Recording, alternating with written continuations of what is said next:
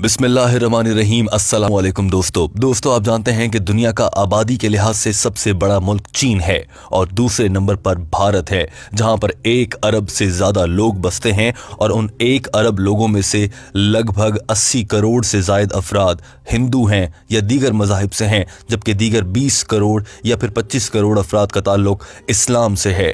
यानी कि जितने लोगों की कुल आबादी पाकिस्तान की है उतने भारत में मुसलमान बसते हैं। लेकिन भारत में ज्यादा तादाद में हिंदू पाए जाते हैं और हिंदुओं को मुसलमानों के खिलाफ बार बार गुमराह किया जाता है और हिंदू लोगों के जहन में मुसलमानों से नफरत कूट कूट कर भरी गई है।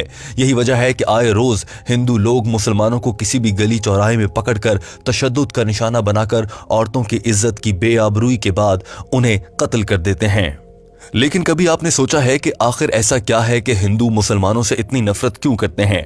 दोस्तों, इसकी वजह वहां के पंडित हैं। डॉक्टर जाकिर नाइक ने एक ऐसे ही पंडित का पर्दा चाक किया और उसकी गुमराही के भौंडे हथकंडे को पूरी दुनिया के सामने बेनकाब किया।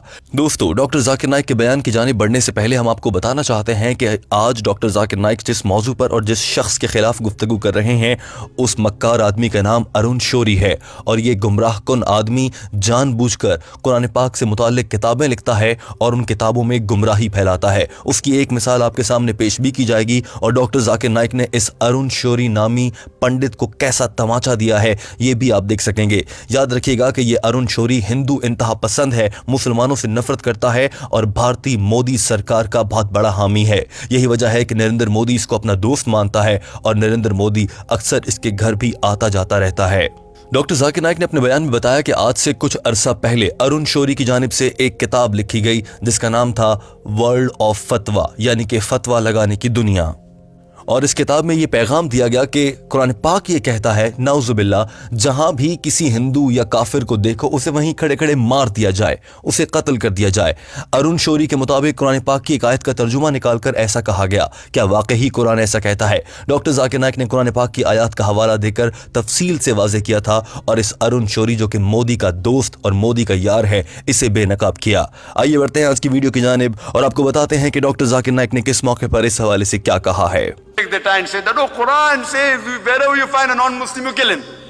And one of the famous critics of India, as you know, Arun Shuri, he wrote a book called The World of Fatwa, and he writes in his book and he quotes the Quran in Surah Tawbah, chapter number 9, verse number 5. He says, the Quran says, wherever you find a kafir, into brackets Hindu, wherever you find a kafir, into bracket Hindu, you kill him. Doctor Zakir Naik ने कहा कि अरुण शौरी ने अपनी किताब में कुरान पाक की आयत सूरह तौबा चैप्टर नंबर 9 आयत नंबर 5 का हवाला दिया और कहा है कि कुरान पाक ये कहता है जहां भी काफिर को देखो ब्रैकेट में हिंदू लिख दिया गया उसे वहां मार दिया जाए। यानी कि जानबूझकर हिंदुओं को यह एहसास दिलाया जा रहा है कि मुसलमानों को तुम्हें मार देने का कहा गया है। ऐसा करने से तो हिंदुओं के दिलों में मुसलमानों से नफरत बढ़ेगी और यही वजह है कि आजकल ऐसे वाकयात पेश आ रहे हैं। डॉक्टर जाकिर नाइक ने कहा कि कुरान पाक में कहीं भी कोई ब्रैकेट लगाकर उसमें हिंदू नहीं लिखा गया है, सिर्फ ये कहा गया है कि जहां काफिर को देखो मार दो और फिर उसके बाद की आयत में बताया गया है कि किस मौके पर और क्यों मार दिया जाए। मगर इस शख्स अरुण शौरी ने जानबूझकर उन आयात का हवाला तक न दिया और अपनी किताब में उन आयात का तज़किरा ही नहीं किया, जबकि इससे अगली ही आयत में वाज़ेह कर दिया गया था कि इस हवाले से क्या अहकामात हैं। डॉक्टर जाकिर नाइक ने बताया कि अगर कोई हिंदू इसे पढ़ेगा तो उसका रद्द अमल कैसा होगा वो आपको दिखाते हैं। So imagine if a common Hindu, an innocent Hindu reads this, Quran says that wherever you find a Hindu, kill him, then immediately there will be a reaction. He will start going against Islam.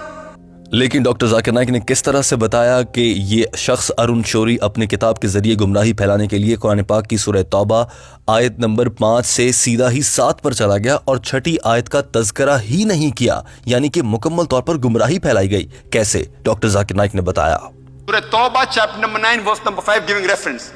After verse number 5 he jumps to verse number 7 directly. Any intelligent person will know why, because verse number 6 has the key, the reply to his allegation.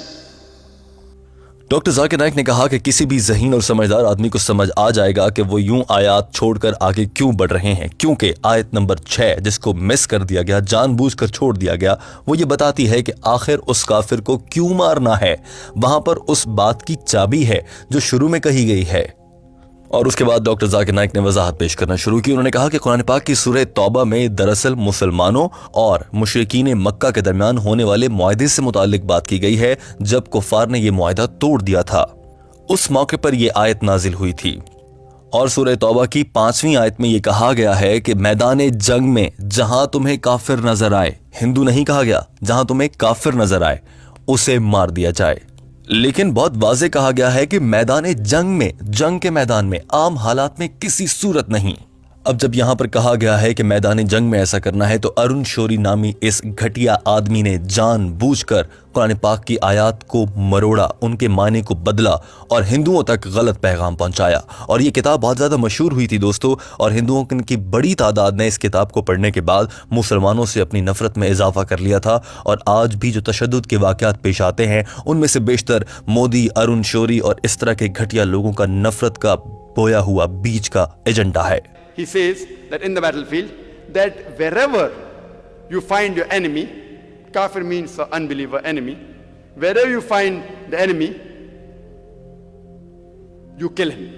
In the battlefield, if anyone quotes out of context, اور پھر اس کے بعد doctor Zakir Naik نے بتایا کہ سورہ توبہ کی 6 آیت جو فرماتی ہے وہ آنکھیں کھول دینے والی بات ہے، اور اسی آیت کو ارون شوری نے جان بوجھ کر چھوڑ دیا اور لوگوں کے سامنے نہیں رکھا.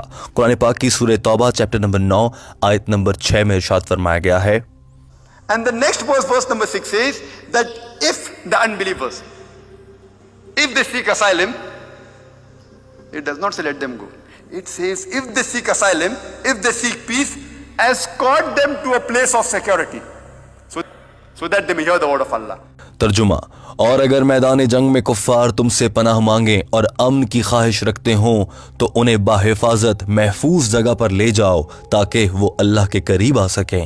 ڈاکٹر ذاکر نائک نے یہ آیت پڑھتے ہوئے بتایا تھا کہ یہاں پر یہ نہیں کہا گیا کہ اگر کفار آپ سے امن کی خواہش رکھیں تو انہیں جانے دو، انہیں زندہ چھوڑ دو، انہیں جانے دیا جائے.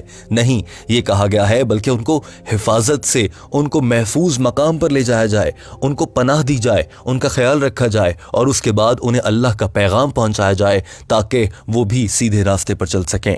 ڈاکٹر ذاکر نائک نے کہا کہ آج کے اس دور میں یا کسی بھی مقام پر کتنی بھی بڑی جنگ جاری ہو، کوئی جنرل یہ تو کہہ سکتا ہے کہ اگر کوئی دشمن ہتھیار ڈال دے اور امن کی خواہش کا اظہار کرے تو اسے معاف کر دیں، اسے میدان جنگ سے زندہ جانے دیا جائے، اسے مارا نہ جائے. مگر یہ کوئی جنرل یا دنیا کا کوئی بھی ملک کسی بھی فوج کے ساتھ لڑائی کے موقع پر یہ نہیں کہہ سکتا، کسی صورت نہیں کہہ سکتا کہ اگر آپ کا دشمن ہتھیار ڈال دے اور وہ امن چاہتا ہو تو اس کو باحفاظت اپنے حصار میں لے کر محفوظ مقام پر لے کر جاؤ، اس کا خیال رکھو، پھر اس کے بعد اسے دین اسلام کی دعوت اور تبلیغ کی جائے.